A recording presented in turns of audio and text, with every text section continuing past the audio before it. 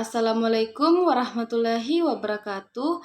Perkenalkan, nama saya Mawar dengan NIM D1B12325 dari kelompok 10 sebagai moderator. Pada kesempatan ini, saya akan mempresentasikan materi dengan judul gangguan hematologi. Sebelum masuk ke pembahasan utama, mari kita pahami dulu apa itu kimia klinik dan hematologi. Kimia klinik adalah ilmu yang mempelajari teknik terhadap darah, urin, sputum, ludah, dahak, cairan otak, ginjal, dan sekrek-sekrek yang dikeluarkan.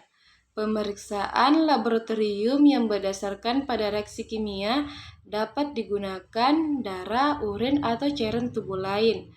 Terdapat banyak pemeriksaan kimia darah di dalam laboratorium klinik, antara lain uji fungsi hati, otot jantung, ginjal, lemak darah, gula darah, fungsi pankreas, elektrolit, dan dapat pula dipakai beberapa uji kimia yang digunakan untuk membantu menegakkan diagnosis.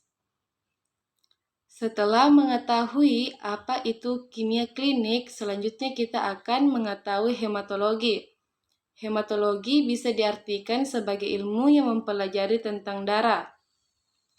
Hematologi adalah cabang ilmu kedokteran penyakit dalam yang mempelajari gangguan, diagnosis, pengobatan, dan pencegahan penyakit yang menyerang darah serta komponen-komponennya, yang meliputi sel darah, protein darah, hemoglobin, trombosit, dan pembuluh darah, serta organ yang memproduksi darah, yaitu sumsum tulang dan limpa. Gangguan hematologi adalah kondisi medis yang memengaruhi darah, organ pembentuk darah, atau komponen darah seperti sel darah merah, sel darah putih, trombosit, dan plasma. Adapun mekanisme terjadinya gangguan hematologi melibatkan berbagai proses yang memengaruhi produksi, fungsi, atau penghancuran komponen darah. Gangguan ini dapat berasal dari kelainan genetik seperti mutasi pada gen hemoglobin atau faktor pembekuan yang menyebabkan thalassemia, anemia sel sabit, dan hemofilia.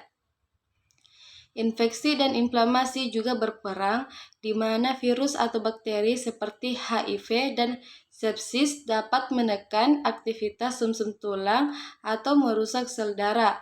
Selain itu, gangguan autoimun terjadi ketika sistem kekebalan tubuh keliru menyerang sel darah sendiri, seperti pada anemia, hemolitik, autoimun. Paparan obat-obatan dan zat toksik seperti kemoterapi atau bensena juga dapat merusak produksi darah. Gangguan pada sumsum tulang seperti leukemia dan anemia aplastik menyebabkan kegagalan pembentukan sel darah yang sehat. Kelainan pembekuan darah seperti hemofilia dan DIC muncul akibat ketidakseimbangan faktor koagulasi yang mengganggu proses hemostatis.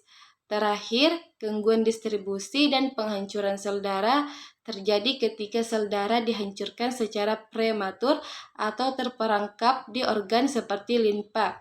Sebagaimana terlihat pada splenomegali, semua mekanisme ini dapat menimbulkan berbagai gejala dan komplikasi yang memerlukan diagnosis serta penanganan medis yang tepat.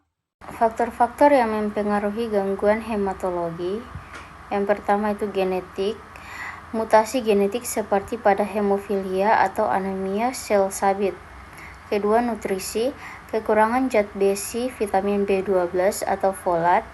Ketiga, infeksi, virus seperti HIV atau Epstein-Barr. Keempat, obat-obatan dan toksin, sitostatika, dan radiasi. Terakhir, penyakit sistemik, gangguan hati, ginjal, atau autoimun. Macam-macam gangguan hematologi, ada beberapa macam-macam yang perlu kita ketahui pada gangguan hematologi. Itu ada anemia, leukemia, hemofilia, thalassemia, dan juga trombositopenia.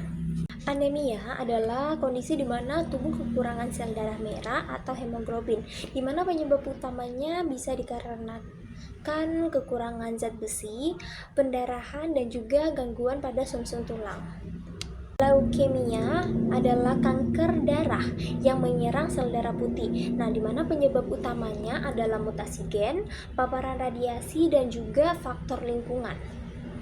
Selanjutnya ada hemofilia, di mana hemofilia ini adalah gangguan pembekuan darah akibat kekurangan faktor pembekuan. Nah, di sini penyebab utamanya itu adalah kelainan genetik.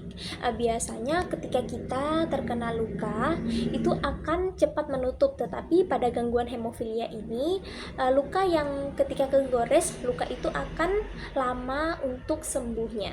Selanjutnya ada talasemia. Talasemia ini kelainan genetik yang menyebabkan produksi hemoglobin abnormal.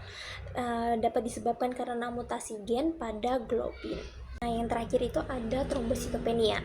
Di mana trombositopenia ini kondisi medis di mana jumlah trombosit dalam darah itu berada di bawah batas normal. Nah, trombosit ini juga penting dalam pembekuan darah. Sehingga ketika kekurangan trombosit, darah itu susah untuk membeku. Nah, penyebabnya itu bisa berasal dari infeksi virus, obat-obatan, atau gangguan autoimun. Ada beberapa pemeriksaan laboratorium untuk mendeteksi penyakit anemia. Yang pertama ada pemeriksaan serum ferritin, pemeriksaan serum iron Fe, pemeriksaan total iron binding capacity atau TIBC, transferrin saturation, pemeriksaan vitamin B12 dan juga folat, pemeriksaan LDH, pemeriksaan bilirubin indirect, pemeriksaan retikulosit, dan juga pemeriksaan hepatoglobin.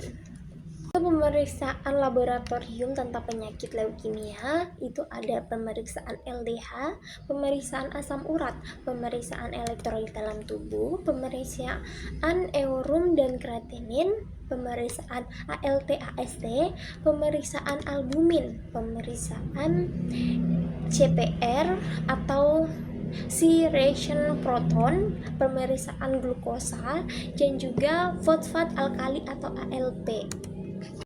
Ada beberapa pemeriksaan laboratorium untuk penyakit hemofilia ini, di mana ada pemeriksaan ALT/AST, pemeriksaan bilirubin total dan juga T-rex, pemeriksaan eurum dan juga kreatinin, ada pemeriksaan CPR, pemeriksaan asam urat dan juga elektrolit, ada pemeriksaan albumin dan juga pemeriksaan LDH. Untuk pemeriksaan penyakit talasemia ada beberapa pemeriksaan klinik, yaitu ada pemeriksaan serum ferritin, serum iron Fe, pemeriksaan transferrin saturation, ada pemeriksaan ALT/AST, pemeriksaan bilirubin indirect dan pemeriksaan LDH. Ada pemeriksaan eurokreatinin, pemeriksaan CRP, dan juga pemeriksaan asam urat. Dan pada pemeriksaan trombositopenia juga tidak berbeda dari pemeriksaan anemia, leukemia, dan juga hemofilia, di mana pemeriksaan laboratoriumnya juga berkaitan dengan ALT/AST, pemeriksaan bilirubin total dan juga indirect, pemeriksaan eurum dan juga kreatinin, pemeriksaan LDH, pemeriksaan delta dimer dan juga virogen, pemeriksaan CPR, pemeriksaan elektrolit, pemeriksaan albumin, pemeriksaan yang terakhir itu ada pemeriksaan CRP. Pemeriksaan penunjang. Pemeriksaan fisik dilakukan untuk membantu menegakkan diagnosis gangguan hematologi. Dari pemeriksaan fisik ditemukan hal-hal sebagai berikut. Yang pertama, pemeriksaan daerah kepala, telinga, mata, hidung, dan tenggorokan atau HEENT didapatkan. Konjungtiva anemis mukosa pucat anemia. Yang kedua, jaundice atau icteric hemolysis hyperbilirubinemia. Yang ketiga, petakia trombositopenia.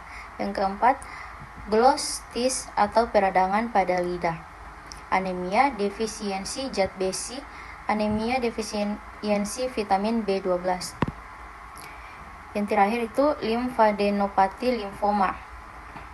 Yang kedua, sistem integumen, pucat anemia, jaundice atau hyperbilirubinemia.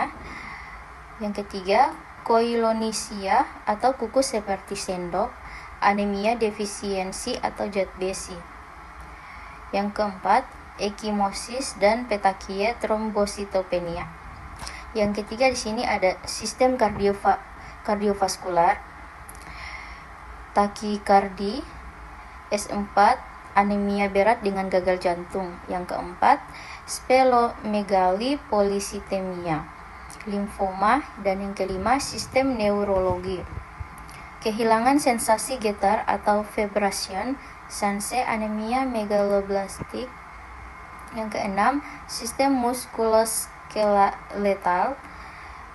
Yang pertama di sini ada nyeri tulang atau tenderness. Nah, di sini ada beberapa kasus anemia. Diperlukan pemeriksaan penunjang sebagai berikut. Yang pertama, biopsi kelenjar yang dilanjutkan dengan pemeriksaan histopatologi. Yang kedua, radiologi, torak, bone survey, USG atau limfangiografi. Yang ketiga, pemeriksaan biologi molekuler atau PCR, polymerase chain reaction FISH. Yang keempat, pemeriksaan sitogenetik. Yang kelima, fluorescence in situ hybridation.